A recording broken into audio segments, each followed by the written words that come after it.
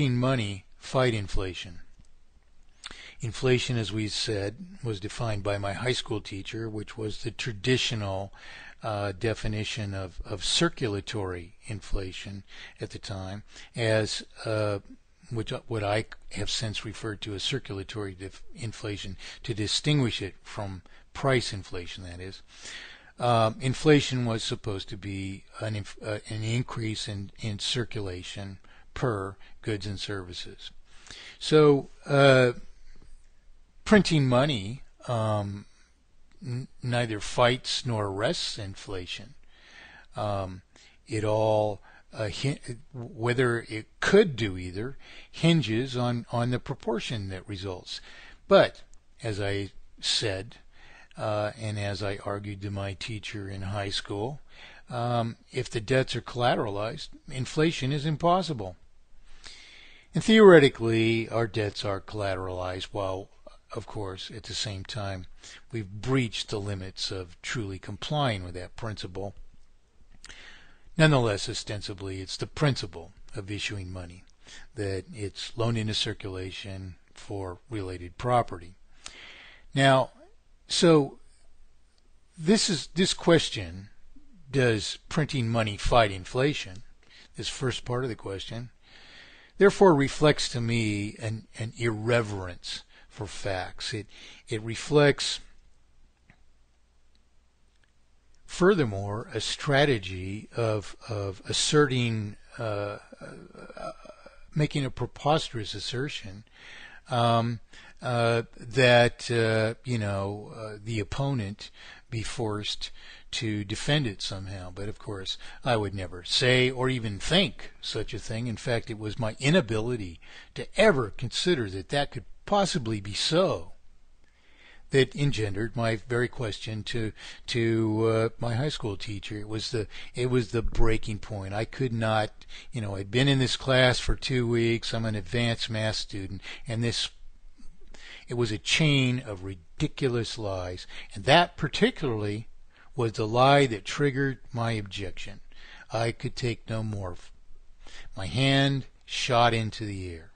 So this man has accused me of something which I've understood since I was 16 years old perfectly well is mathematically impossible, where debts are merely collateralized. So who is this man to attack me? And I think very little of him. I mean, this is, like water off the back of the duck.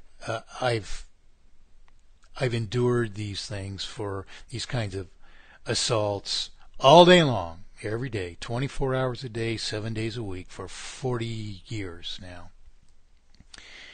So, well, since the advent of the internet, I could say, at least, but all through time, if I spoke, there was the detractors who regularly resort to strategies such as this. So let's take the second part of his question. Or do you think printing paychecks causes inflation? Well, printing paychecks, of course, to adhere to that statement, printing paychecks causes inflation. To adhere to its technical interpretation, that's even more preposterous idea.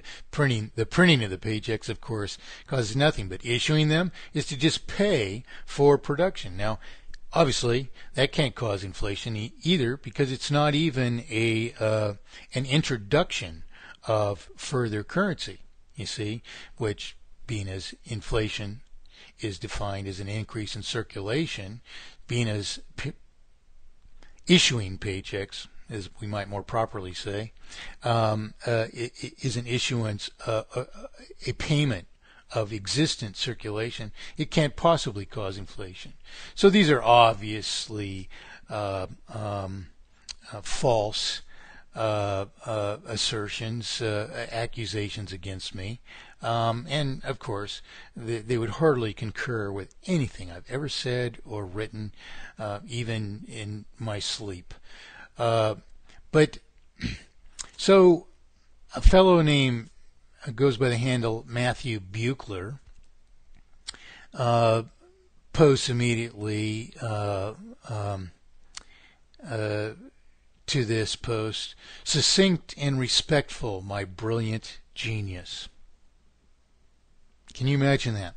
So out of the blue, we get these two posts at People for Mathematically Perfected Economy at Facebook. And who would deduce from this that the first poster is a purportedly leading monetary reformist? I mean, that very idea is audacious to me. I mean, I dismiss this as the comments of a preposterous idiot, and then I think that this other fellow is obviously in cahoots with him. For after all, succinct, I would dispute that, although there are few words, because the few words are equivocal. And they hardly address even any reasonable issue. So how can they be succinct? To me, they're mere sloppy, and that's all. And he says, and respectful.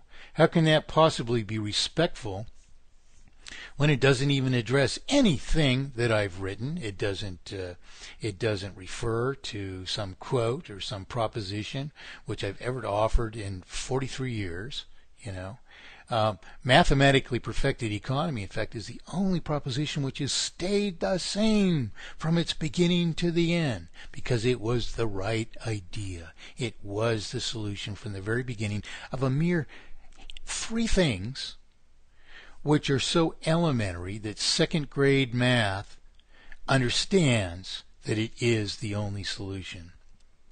So this person, Matthew Buechler, has posted, succinct and respectful, my brilliant genius. Well, what is brilliant about this, or what would make such a person a genius who is so oblivious to the work to which he evidently refers that he would just make these bizarre accusations without any justification for them whatsoever? And I would defy anyone to find a word in my work that implies that there could be any accuracy to these accusations or questions whatsoever. Do I preach printing money fights inflation, or do I think printing paychecks causes inflation?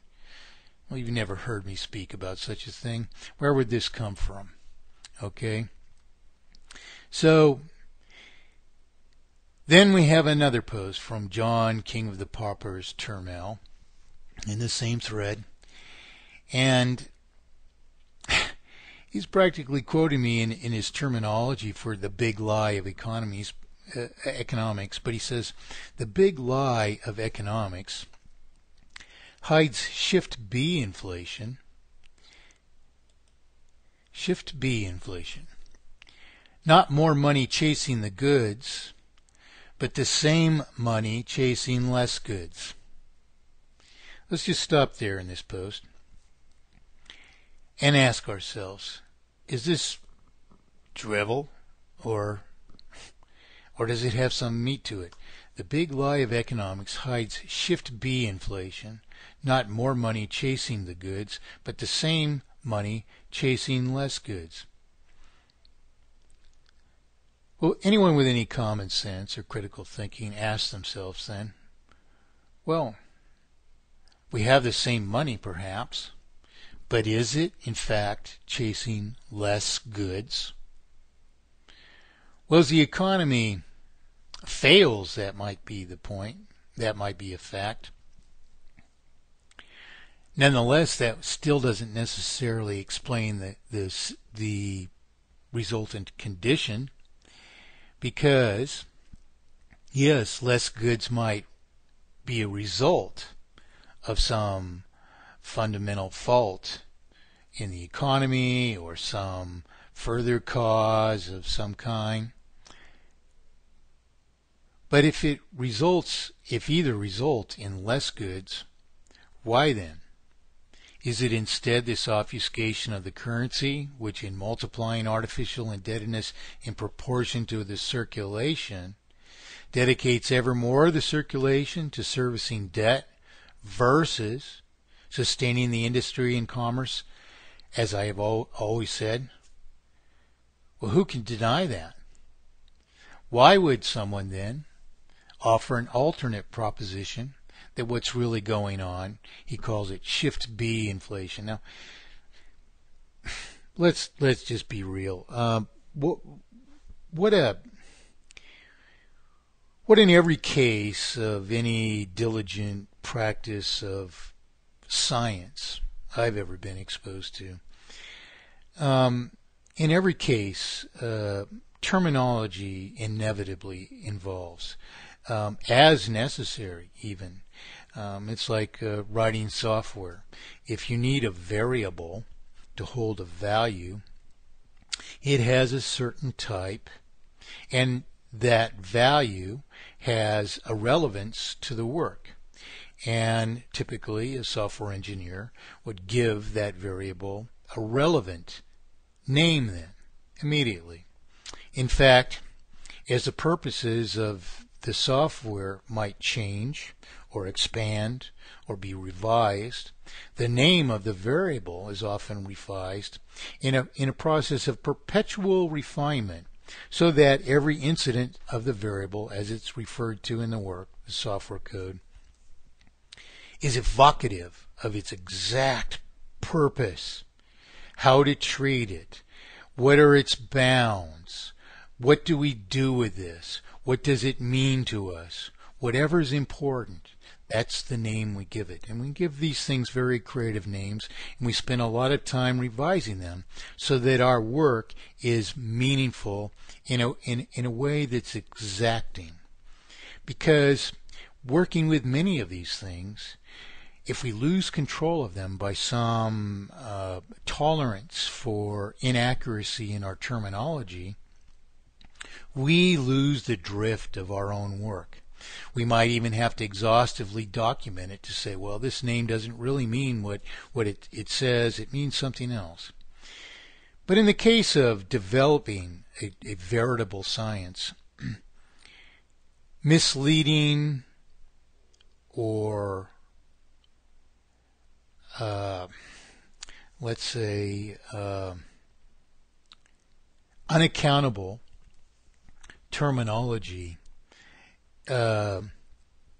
never arises in clean work, in at least clean work. But generally, it only arises then as a filthy exception to actual scientific processes. So, as I read this sentence, I'm just reacting as I reacted as I saw all this in my Facebook, modest Facebook presence. But when he says shift B inflation, I'm thinking,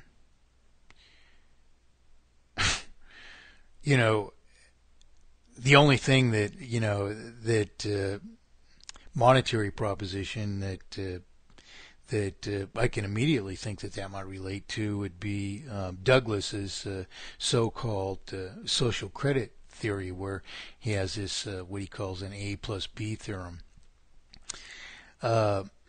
Douglas presumed, and the whole social credit movement emanates from this idea that there was something wrong with the economy because and he intuited this, and he searched for it, and he finally arrived at a conclusion that what was wrong with the economy was that the wages of labor weren't sufficient to purchase the production of industry. So he advocated that they be compensated for the difference, which is the reason for this nomenclature, social credit. Well, of course, the idea is preposterous because the wages of labor, management, and ownership together are equal to the income of industry. They are able to purchase the in and of themselves. They are without any other effect whatsoever. They are capable of purchasing the production